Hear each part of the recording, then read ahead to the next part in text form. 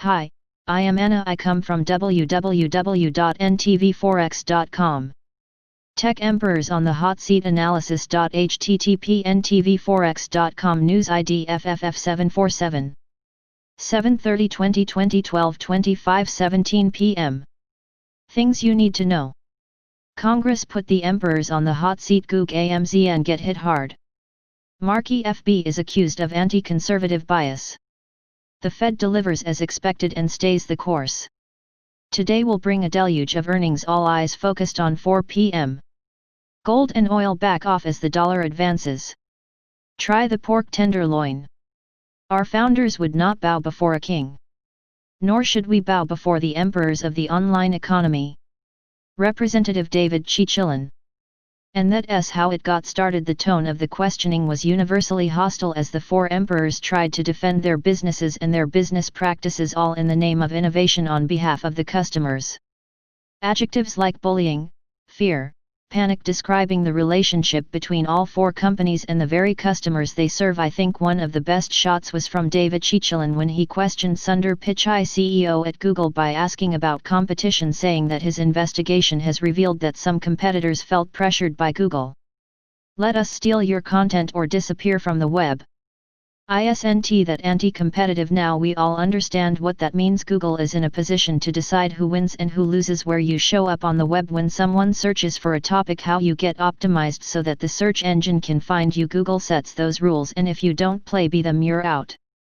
This has a very China feel to it, doesn't it? I mean, aren't we accusing China of stealing intellectual property IP if companies want to do business in that country? Isn't this what is at the core of the most recent trade negotiations between the US and China?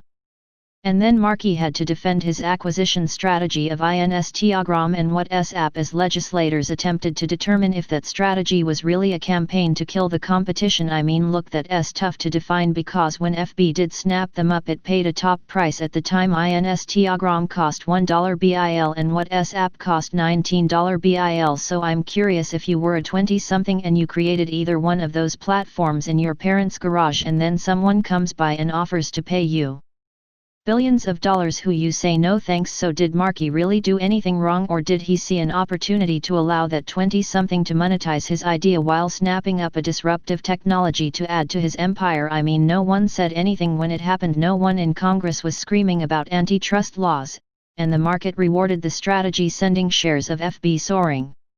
Then lawmakers took a shot at Jeffrey, accusing Amazon of using third-party sellers' data to launch competing products at lower prices, forcing those sellers out of business.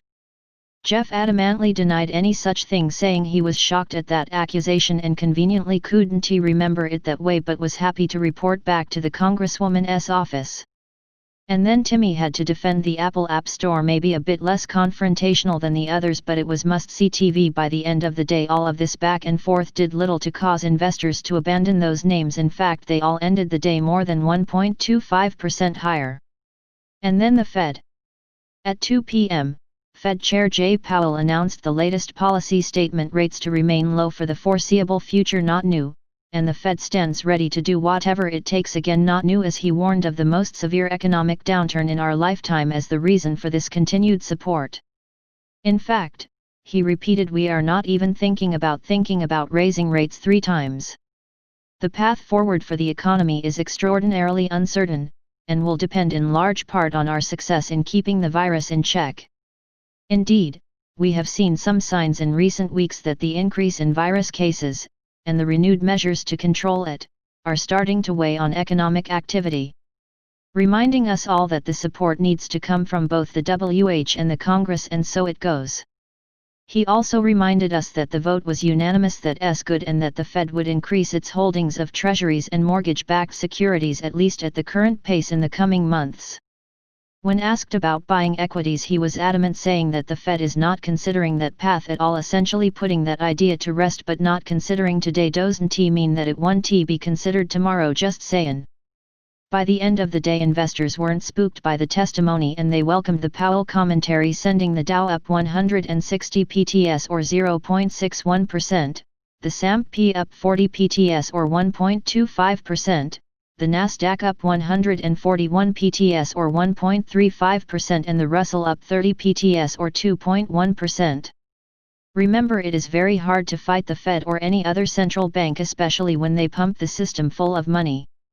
That was yesterday, this is today, and global investors are having a change of heart. Markets around the world all in negative territory. The focus today, the coming deluge of earnings, the macro data which is not good, and the latest news about surging cases of the virus in other parts of the world. Germany, the latest country to see a spike in cases, all contributing to the negative mood as the media highlights how the pandemic has left millions of people unemployed and millions of small business shuttered. Look, as the pandemic continues to surge, we have seen an unprecedented response. As of today, the world has spent in excess of $11 trillion fighting this virus, and at some point the markets will hit their limits if we don't get a more robust global recovery and get this pandemic under control. And if you thought this quarter was supposed to be the bottom, well, think again. It is very possible that the third quarter could be even more challenging, causing markets to see a renewed level of volatility. As of 6:30 am, US futures are reconsidering all of the news yesterday as they also focus on what is in store today. It is the biggest day this week for earnings. 67 names will report, and 3 of those will happen after the bell. AMZN, APPL, and FB Echo data includes the release of 2 end-quarter GDP. The expectation is for a 35% print, a number the market is expecting, so should not be a huge surprise. But look, Germany announced their GDP today as well, and their economy plunged 34.4%, and the DAX is down by more than 2.4%.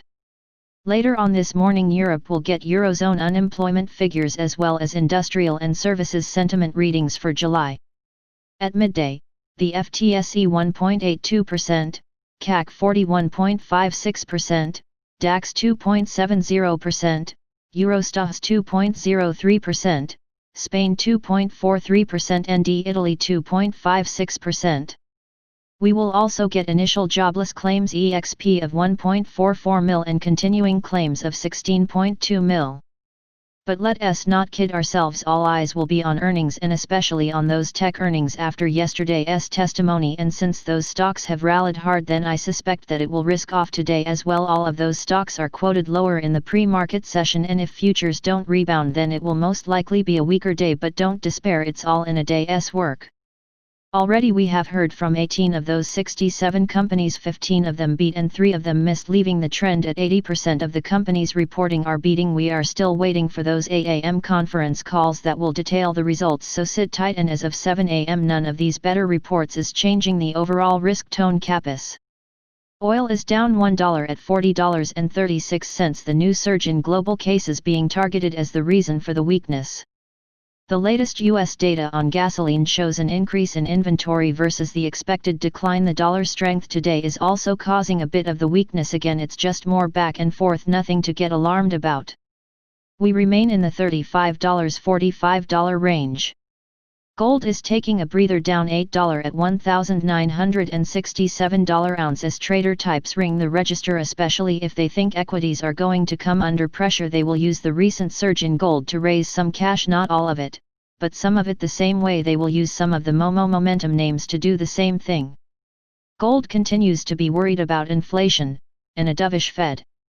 The weaker dollar, which has contributed to the recent surge in commodity prices, is showing a bit of strength today, and that is also giving traders a reason to hit the sell button. Yesterday, I told you that gold was a good 10% above its 50 DMA trend line, a level that suggests a pullback is in order, and now that it heard from the Fed and understands that it is full steam ahead, it just might be the time. In any event, I would not be chasing gold here, as I expect a move back towards $1,850-ish. The SPX closed at 3,258 as the churn continues. We have been stuck in this 3,200-3,275 range for a couple of weeks, and I suspect that to continue. While we may see some pressure as we move through earnings season, any movement on a virus therapy vaccine will keep a floor under the market, never mind the efforts of the Fed. Remember, tech has led and will continue to lead, but it is a crowded trade. Any sense that tech is under pressure will once again cause the trader types to hit the sell button, taking tech lower and then the market lower, but again I think that is short-lived. Pork tenderloin W sliced apples.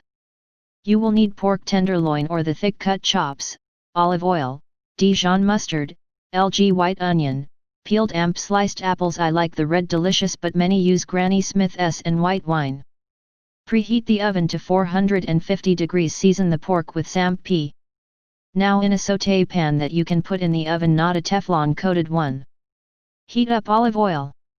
Add the pork tenderloin or the chops. Brown on all sides, maybe like 5 or 8 minutes. Remove and set aside. When it cools down a bit, rub the Dijon mustard into the pork. Do not overdo it. Now add a bit more oil to the pan. Add in the sliced onions and sliced apples. Sauté for about 5 minutes. Now spread around and reintroduce the pork to the pan. Now put the pan in the oven and roast for about 15 minutes maximum. If using chops, maybe 10 minutes max. Remove from oven. Now remove the pork only and cover with foil. Next add white wine to the pan and turn up the heat. Cook for 3 minutes or so. Turn off the heat. If using tenderloin, then slice liberally into thick pieces. Arrange a bed of onion apple mixture on the plate and delicately place the pork on top. Serve immediately with a mixed green salad dressed in an apple vinaigrette dressing. Dressing: Dijon mustard, apple juice, apple cider vinegar, olive oil, samp. Bring the apple juice to a boil and then remove from heat. Let stand. In a bowl, add Dijon mustard, the apple vinegar and samp. Whisk.